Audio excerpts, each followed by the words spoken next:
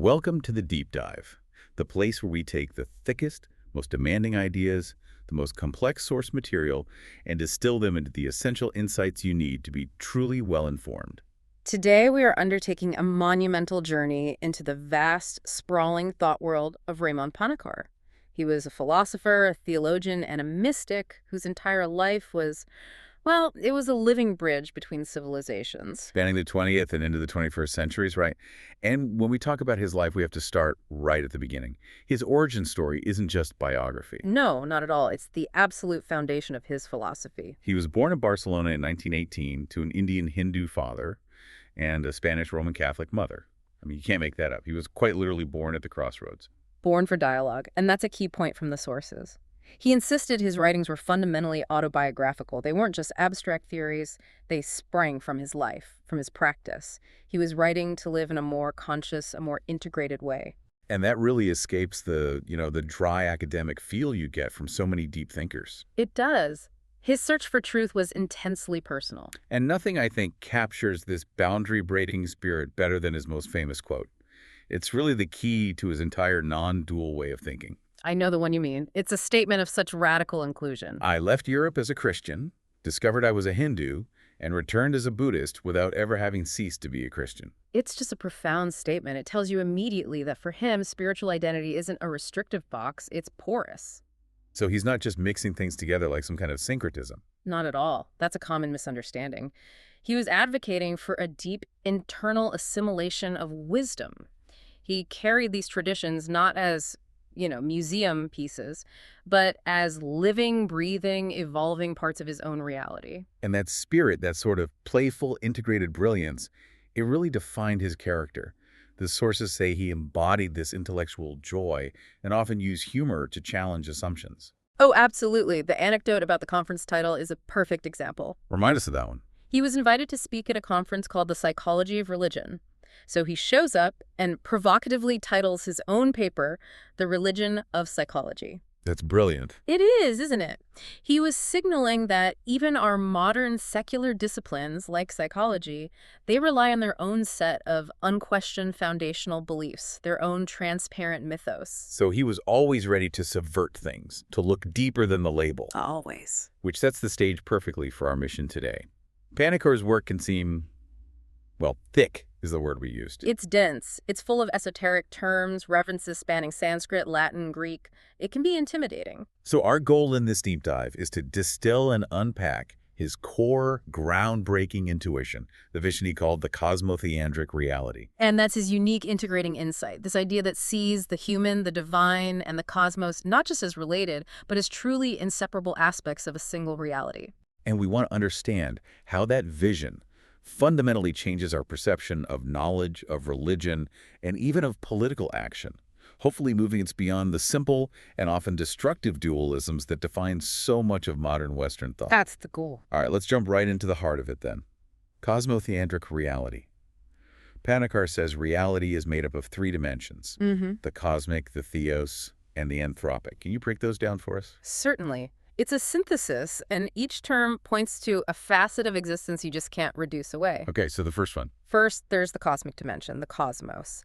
This is the world, nature, the material universe. It's the physical realm we all inhabit. Simple enough. Then second, you have the divine dimension, Theos. Now, he's careful here. He often refers to it not as a separate God entity, but as the Godhead ultimate reality, or, and I love this phrase, the mysterious dimension of every being. So it's not some old man in the sky. It's a kind of depth or transcendence within things. Exactly. And third, you have the anthropic dimension, Andros. This represents the human, or maybe better, the consciousness element. It's the idea that every being is, in some sense, within the range of consciousness, an observer and a participant in reality. Okay, so cosmos, theos, andros, world, God, human, but he calls them irreducible. What does that mean in practice?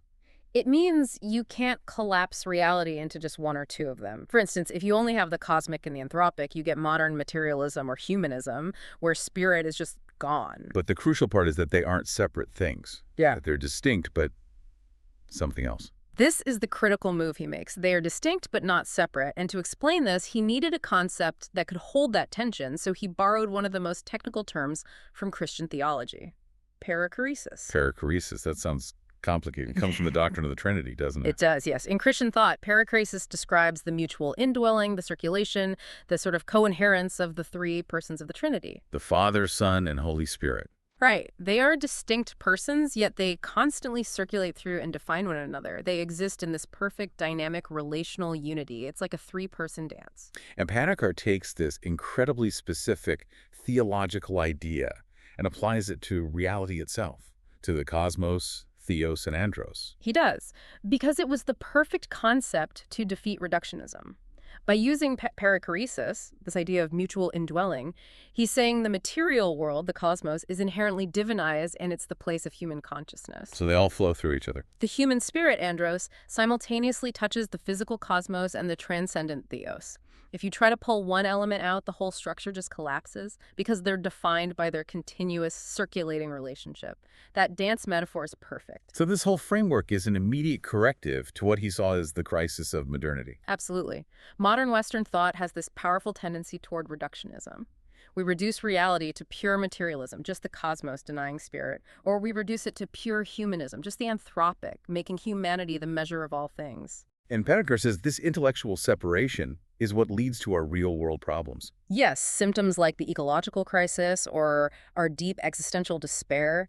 He felt that the ancient and medieval worlds had a better grasp of the universe as a living reality, populated by spirits, where the physical and the metaphysical weren't so brutally torn apart. So if we only address the material symptoms, like pollution or a bad economy, without seeing the deeper spiritual or relational problem, we're basically just putting a bandage on a gaping wound. Precisely. If reality is a three-part harmony and we're only trying to fix one instrument, the music will always be dissonant. The divine dimension, that mysterious core, has to be restored to our worldview for us to see the sanctity of the world and our own conscious role within it.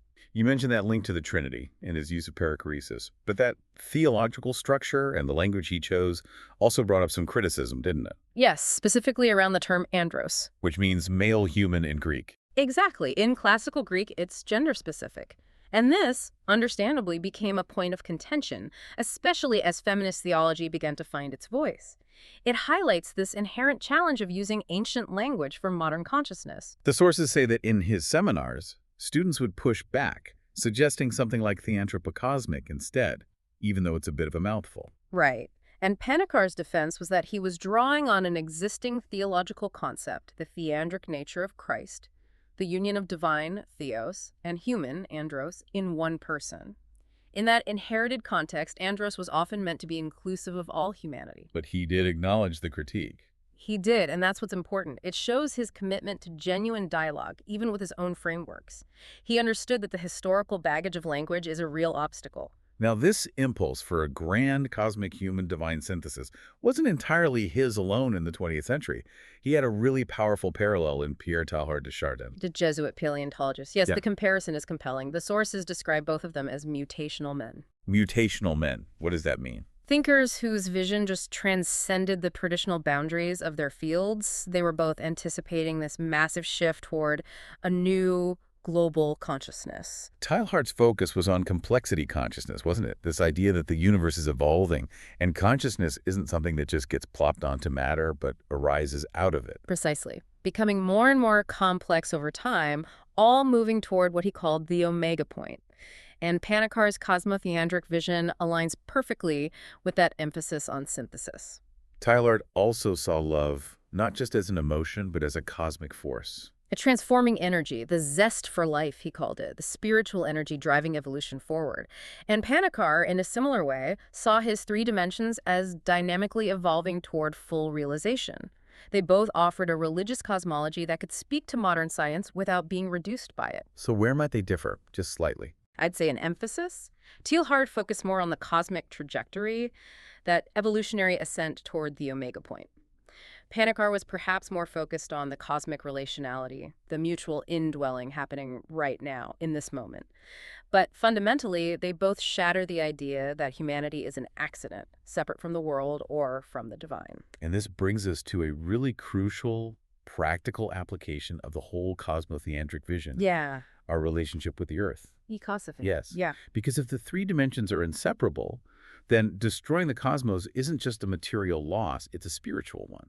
It's a human one. Panikkar argued our current attitude is one of dominance. How does his vision shift that to what he called real partnering? It requires a total shift in consciousness. We can only become real partners if we see the Godhead, the natural world, and humanity as belonging intrinsically together. When you see the Earth as sacred, because the divine is flowing through the cosmic, you can't just exploit it as a resource. It becomes your partner. This positions humanity not as the master, but as the gardener of creation. What does that role actually look like? Is it just being an activist? It's more than that. It's cooperation. The transformation of the cosmos, what he called the divinization of all created structures, isn't achieved through passivity, just letting things happen. Nor is it achieved by sheer activism, trying to fix everything with human control. It's a middle way. A middle way. It's about cooperating with the divine through a threefold practice: listening, then praying, and only then acting. You listen to the needs of the cosmos, you connect spiritually, and then, informed by that wisdom, you take practical action. It's a kind of meditative activism. Let's try to ground this with our first thought experiment toolkit scenario. We're looking at the modern climate crisis and this problem of integrated being. Okay. So in the West, we largely treat climate change as a problem that can be solved with purely material means. Right. New technology, carbon taxes, geoengineering. It's all about fixing the cosmic dimension, but treating it as a separate mechanical problem. So, the scenario is this. Western science and policy often treat climate change as a purely material and economic problem, the cosmos, and they separate it from ethics, the human, or from spirit, the divine. Okay, so the reflection question Panikkar would pose to us is this. If the cosmic, human, and divine are truly inseparable aspects of reality, how does viewing an ecological crisis only through a scientific or economic lens, ignoring the spiritual resources, the ethical accountability, and the existential meaning we get from the living world, how does that ultimately undermine our ability to solve it? Well, the answer seems to be that it creates a huge deficit of will. If the Earth is just a machine, and my responsibility is just economic, there's no profound, mythic reason for me to sacrifice my comfort. Exactly. We search for purely material solutions to what is, at its root, a metaphysical and spiritual breakdown.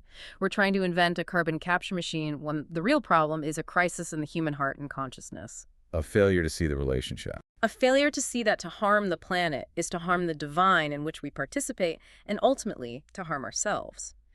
Until we restore that sense of interdependence, that sense of the sacredness of the cosmos, our technological fixes will always be just chasing symptoms. And probably creating new problems elsewhere. Inevitably. Because the foundational relational reality remains broken. That discussion on integrated being leads us perfectly into our second section. Panikkar's relational ontology.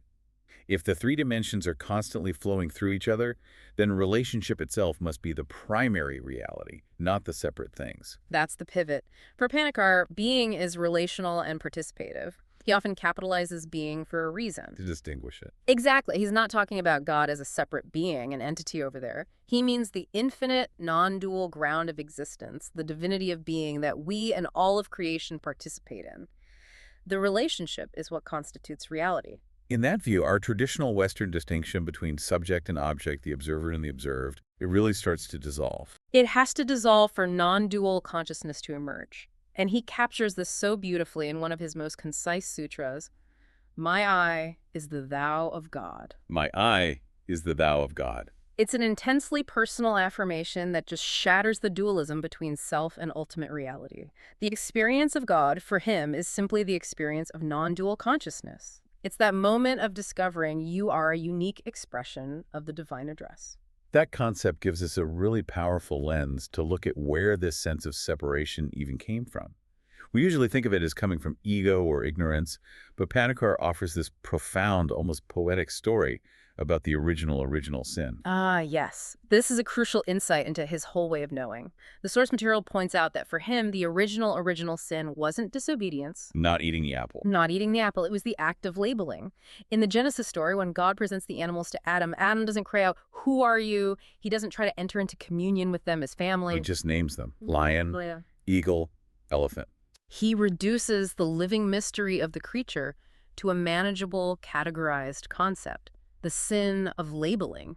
instead of listening. And he does the same with Eve. He does the same thing. He names her woman. This assertion of intellectual mastery over reality, reducing a living relational mystery to a set of neat categories and labels, that, for Panikkar, was the true beginning of the world of separateness, of othering. That is a massive idea. It has huge consequences for how we approach knowledge even today. It forces us to distinguish between what he calls logos and mythos. Right, and we live in a world that is completely obsessed with logos. The rational, the utterable, objective consciousness, the realm of measurable facts and labels. But Panikkar insists that all logos rests upon a mythos. And mythos isn't just a fairy tale. Not at all. It's the deeper concept here. It's the subjective frame, the horizon of intelligibility. It's the unquestioned, often invisible foundation of our knowledge. It's what you take for granted because from inside that myth, it's completely transparent. So what are some examples of modern transparent myths that define our Western logos? Well, a big one is the absolute truth of empirical science, or the inevitability of linear progress, the inherent goodness of exponential economic growth, even the belief that rationality itself is the sole ultimate authority. We use logos data arguments to defend these ideas. But the core belief in their non-negotiability, that's mythos. Now, Panikkar argued strongly against demythologization, which was a popular trend in 20th century theology. This idea of stripping away the superstitious parts of stories to get to the ethical core. Why was he so against that? Because he argued that when you rationalize a myth, when you reduce it to just a simple moral statement, it loses its power. It loses its sacred multivalent depth. The problem isn't the myth. The problem is forgetting that we are operating within one. So old myths don't disappear. They just transform into new, transparent myths. The goal isn't a world without myth. That's impossible. The goal is what he called a new innocence, a state of reflexive awareness about our own foundational beliefs. So if I criticize another culture's ritual as irrational superstition, you are automatically operating from within your own currently transparent myth, probably the myth of scientific materialism. Panikkar stressed, you can't escape myth. When we criticize, we are often just replacing one unquestioned foundation with another. and the real danger is fundamentalism, which is when you lose that reflexive power over your own myth. Exactly. Which brings us to symbols. Let's connect the mythos to religious practice. Symbols like Yahweh, the Trinity, Shiva, Buddha, these are the external manifestations of those deep myths. Symbols are crucial. They operate in that in-between space, linking reality from within. The key for Panikkar is that true religious symbols must have multivalence. Meaning they have many connecting points, many levels of interpretation. Yes, they have to resist univocality, which is being reduced to a single literal meaning. When a symbol loses its multivalence and becomes univocal, it's no longer a symbol. It degrades into a mere sign or even an idol. That perspective put him in conversation with other major theologians of his time, like Paul Tillich. Yes. Tillich also explored the relationship between symbol, myth, and reality, and both of them stressed deliteralization. So not taking things literally. Understanding the ascension of Christ not as a physical space launch. But as a symbolic statement about Christ's ultimate reality. Exactly. But their models differed because Panikkar was drawing from such a vast cross-cultural well of sources. Tillich's model flowed from the ground of being to symbol to myth. Right, but Panikkar's, reflecting his deep engagement with Hinduism and Buddhism, flowed from myth to symbol to religion. For him, the myth provides the unquestioned horizon that gives rise to the symbol, which then constitutes the religious tradition. So it's a different starting point. A different starting point and a different process. Panikkar emphasized transmythicization, the transformation of one myth into another, rather than just demythologization. Because he was operating with Hindu and Buddhist wisdom, he saw the possibility of transforming the Christian myth by assimilating other wisdom, which made his approach far more radically open. And that's why some sources called him the more dangerous man. Not dangerous in a bad way, but dangerous to the intellectual status quo. Dangerous because he just refused to accept the boundary lines of any single tradition. That profound openness leads us directly into his most radical contribution to religious understanding, moving dialogue from the outside to the inside. Yes, he introduced the concept of intra-religious dialogue, and this is a true paradigm shift. Most people think of interreligious dialogue, Which is the formal, academic study of doctrines and rituals between different organized religions, a meeting of representatives. right, comparing notes. But Panikkar insisted that true salvific truth isn't found there. Intra-religious dialogue is a quest for truth that takes place within the heart of the human person. It's a dialogue with yourself. With yourself, where yourself is already a composite being, a microcosm that has assimilated realities and wisdom from different traditions. The goal is internal transformation. What does it take to even begin that kind of deep internal quest? It requires a radical self-vulnerability. You have to be unarmed of assumptions and presumptions. And crucially, you have to remove the mask of being a religious spokesperson. So you can't go in representing Team Christianity or Team Buddhism. No. You enter simply as a seeker. The purpose is mutual realization, to discover the other tradition, the other truth, living within yourself. The sources mention that this deep dialogue hardly makes a sound. It's almost silent because it's so intensely personal.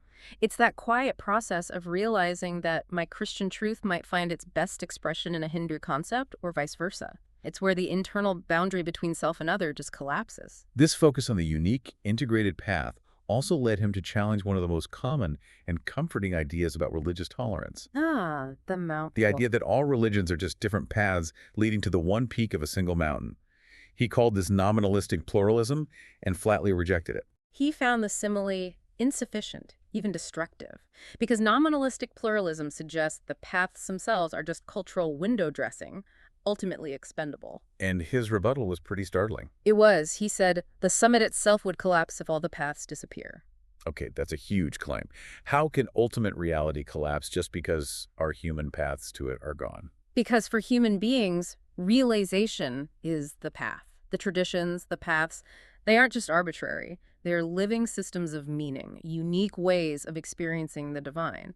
If you eliminate them, you're left with a bland, abstract, reduced idea of the peak, a peak that has lost its power to engage human reality. So for the individual wanderer, as he says, there is only the way, your way. Exactly. He insisted on the essential irreducibility of traditions, even while affirming their ultimate non-separation. Now, Panikkar's search for this kind of pluralism wasn't just theological. It bled over into a really severe critique of the unnegotiable absolutes that form the hidden foundation of the Western mythos. This is where his critique becomes incredibly relevant to our political and social lives today. He called Western fundamentalism much more dangerous, because more intelligent and more powerful than religious fundamentalism. Why more dangerous? Because it operates under that transparent myth of rationality and objectivity. It's the pervasive conviction that Western tenets like democracy, the scientific method, technology, the nation-state, the World Bank, are non-negotiable universals. They're presented as objective truths, not as culturally specific myths. Precisely. And so his definition of fundamentalism is much broader. For Panikkar, fundamentalism is anything that has no reflexive power, anything that is made an absolute, anything that sits beyond the possibility of critical self-questioning. And he points out the dark irony that in the name of democracy have been made as many crimes as in the name of God. Yes, because the idea of democracy has been made immune to critique and universalized, often through force. This critique goes right to the heart of the Western obsession with certainty and security. Absolutely. The removal of that reflexive power stems from this historical drive for certainty.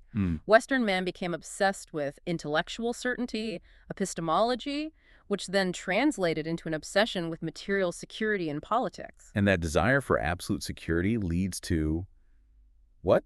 State surveillance, Yeah. militarized borders, and in its ultimate expression, the atomic bomb, the final technological guarantee of security through the certainty of mutual destruction. He saw this whole quest for certainty as a denial of reality itself, which is fundamentally insecure and relational. Which is why he said that true philosophy and theology are dangerous. They're dangerous because they threaten the status of school. They ask the embarrassing questions. Their job is to demolish and undermine the certainties. To inject necessary doubt. And make room for freedom, which is always inherently insecure. To give us a more positive model for this deep cross-cultural understanding, Panikkar used a beautiful image from Hinduism, the three holy rivers, the Trisangam. Yes, this image speaks to the mutation of consciousness he felt was necessary for global thinking, especially within Christianity. The three rivers are symbolic representations of the major wisdom sources he integrated. First, the River Jordan. The Jordan, representing the Christian spiritual source, the tradition of Christ, the symbol speaking from the heart. Second, the Tiber. The Tiber, representing the Western intellectual and philosophical source. The tradition of Athens and Rome, the foundation of our logos. And third, the Ganges. The Ganges, representing Eastern wisdom, Hinduism, Buddhism, the deep contemplative traditions, the foundation of an alternative mythos. But the twist in his metaphor is critical. These rivers, these distinct traditions, they don't just merge into a murky, syncretistic soup here on Earth. No, because that would destroy their unique identity. That would be that nominalistic pluralism he rejected. He says they do not meet here. They meet in heaven as clouds that have risen from the earth as vapor. What does that transformation into vapor signify? It signifies that true understanding is transcendent. It happens at a higher level of reality, a realization of non-dual consciousness. It's not about mixing doctrines on the ground. It's about transforming the level of consciousness from which we view them. So the traditions remain distinct here. But their source and their ultimate goal are unified in that invisible, transformed reality of shared wisdom. It's a powerful image.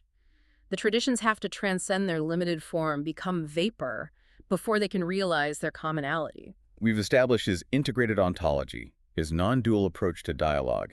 Now we have to apply this to the structure of society and politics, a realm that's usually dominated by these fierce dualisms. Panikkar saw Western civilization as being trapped in a false dilemma when it comes to religion and politics. We just swing back and forth between two flawed models. The first being fusion. So a theocracy or a totalitarian state where a secular ideology acts like a religion. And the second being separation, liberalism, agnostic technocracy where religion is pushed into the purely private sphere, and politics is reduced to just technique and procedure. And for him, both models are catastrophic. Because they deny the inherent relationality of the human being. So to move beyond this, he introduced his key political concept, autonomy. Autonomy. Okay, let's unpack that.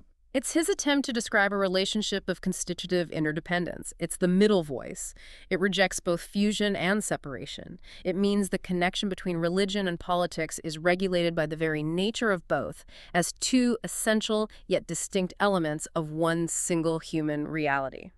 So unity without destroying diversity. Exactly. If they are interdependent, then what are their distinct roles in this autonomous framework? Religion is concerned with the ultimate order, the summum bonum, the ultimate meaning and destiny of our existence. Politics is concerned with the human order, the common good of the polis, the temporal organization of our life together. And the mistake is to think the ultimate order is only in a separate heaven, and the human order is just here on a profane earth. Precisely. Because in the Cosmotheandric vision, the sacred is always immanent within the secular. And when you isolate these two spheres, they both become irrelevant. He put it so crisply.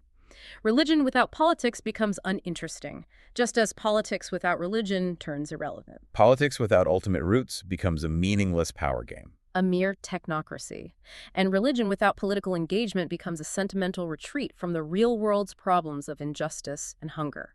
This same principle of interdependence also guides his really critical view of institutions, especially the institutional church. Yes, he drew this very sharp contrast between a living, breathing organism and a dead organization. An organism, like a body, is all connected. Intrinsically connected. If one part suffers, the whole thing reacts. It's unified by an internal living soul. And an organization. An organization is a structure. It needs a constitution, a board of directors, and, crucially, money. It often justifies its existence by its structural output, not by its living truth. And Panikkar saw the tragedy of the modern church and many large secular organizations, too, as this conversion of a living organism into a rigid organization. The spirit gets suffocated by the law. Absolutely.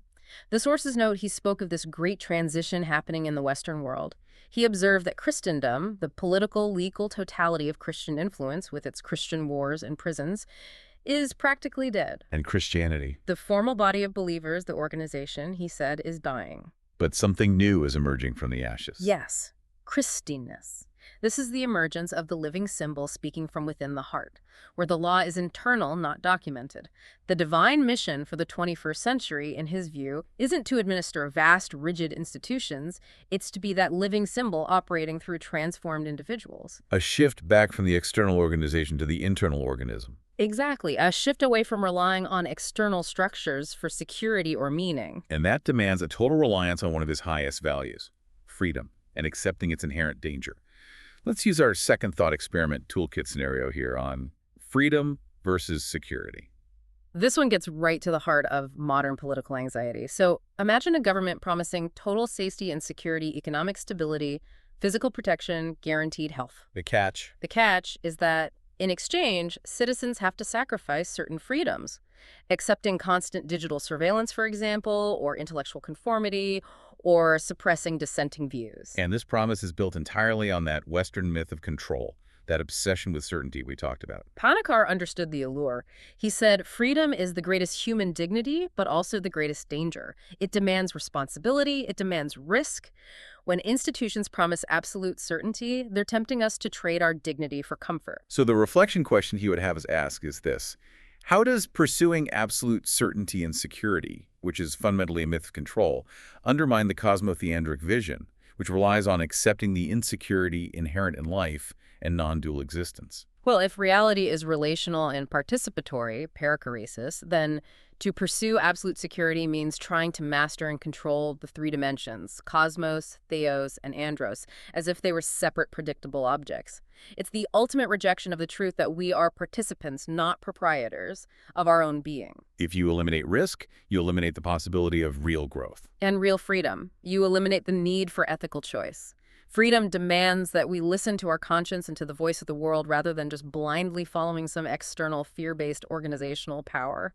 The ultimate control mechanism is the eradication of mystery.